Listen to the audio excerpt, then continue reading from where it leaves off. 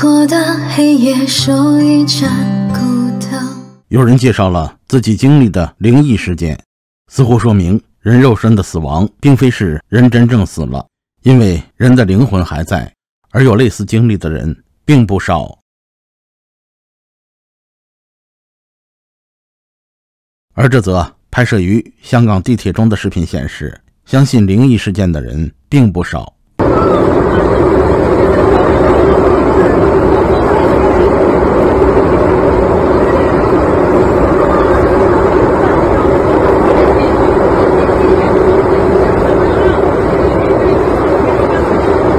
而在日本，这位男士正在参加西方传统的鬼节，他的造型是在模仿被殴打后的中共的前书记胡锦涛。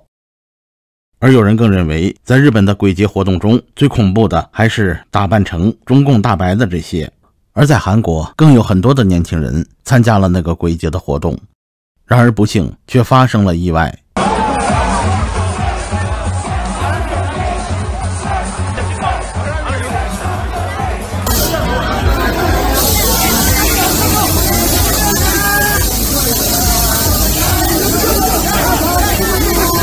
据介绍，由于人群聚集，最终发生了踩踏事件，导致151人死亡。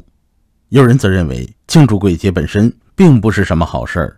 韩国总统已经宣布要对此事件进行全国的哀悼。据说中共的习书记对韩国的这场灾难也很关注，并发去了慰问电。只是不知中共的习书记是否知道，最近几天中共国本身就已经发生了很多的不幸，比如视频中据说是马鞍山。看一下，我正好在这，你正好在吃饭，你看，你能炸掉，你们看看。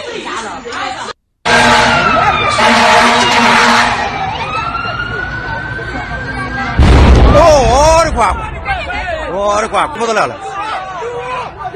而据说在江西赣州也发生了类似的事件。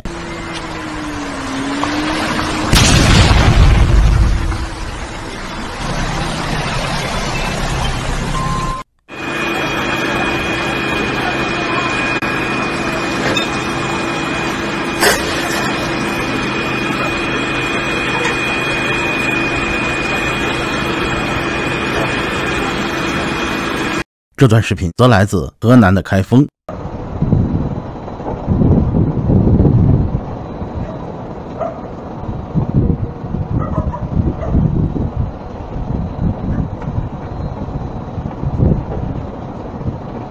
而已经燃烧多日的南方多省的大火，早已烧到了湖南的永州。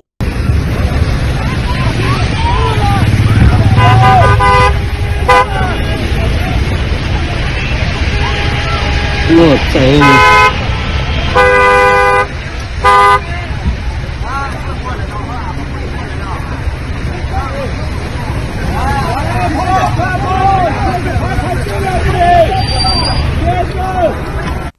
你看看这大雷！哦，开挂了，5趟车啊！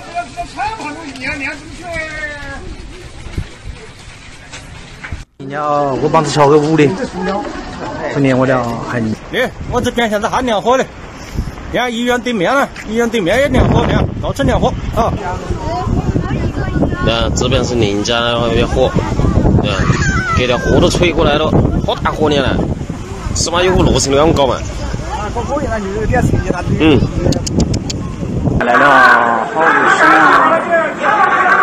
危险啊！而在永兴那里更是损失惨重。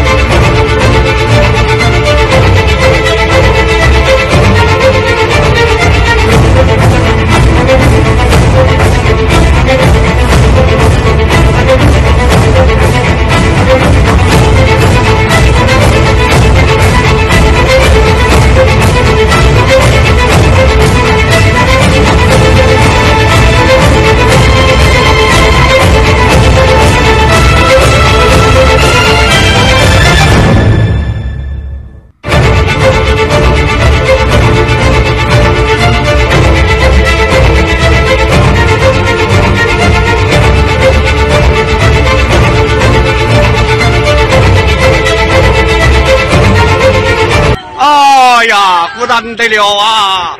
好，哎呀，果然我要是烧过个了，好，我这王坛550啊烧过哟。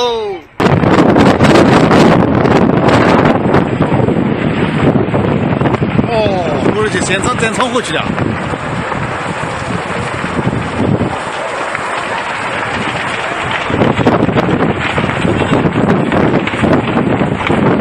而这段视频中的火灾，据说是发生在南京的闹市区。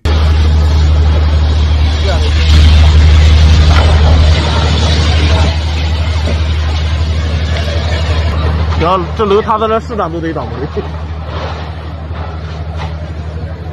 要不请你，要不随我。哦，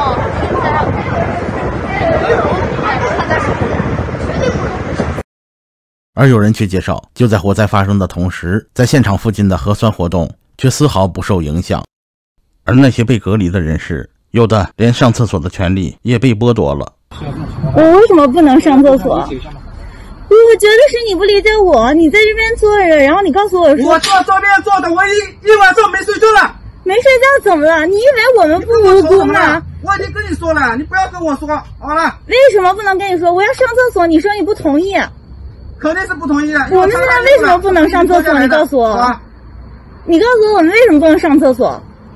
衣服穿上了是不允许上厕所的。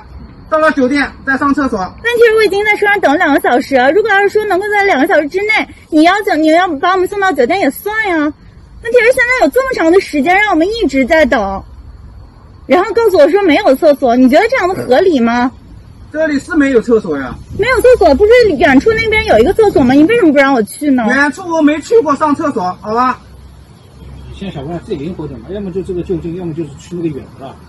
你可以啊。能满了吗？你自己说的让我去草丛的。这位人士则介绍，中共已经离不开它的疫情产业了。